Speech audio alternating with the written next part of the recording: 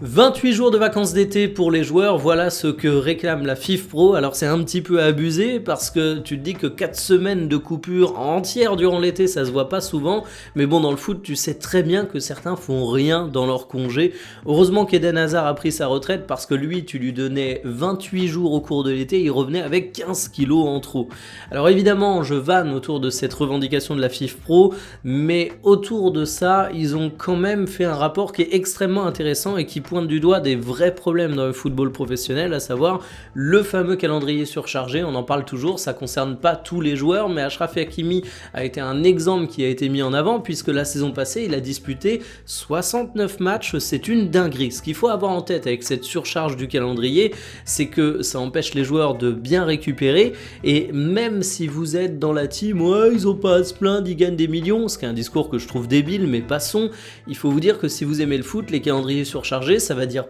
plus de joueurs blessés, et ça c'est pas cool, il suffit de regarder le Paris Saint-Germain, mais aussi des joueurs qui seront moins à 100%, donc des matchs qui seront d'une moins grande qualité. Là où la FIFPro avance un point intéressant également, c'est sur les joueurs de moins de 18 ans. On voit de plus en plus de cracks de 16, 17 ans évoluer dans les championnats d'élite, sauf que le calendrier surchargé, c'est pas vraiment compatible avec un adolescent qui doit terminer sa croissance, parce que les joueurs sont pas encore pleinement formés à cet âge-là, et la FIFPro demande des règles spécifiques, notamment d'aménagement pour ces éléments, et je ne peux qu'aller en leur sens. Malheureusement, on sait comment ça se passe, ça risque d'être une bouteille jetée à la mer que personne ne réceptionne parce que les intérêts business, ils sont pas dans le sens d'un calendrier allégé.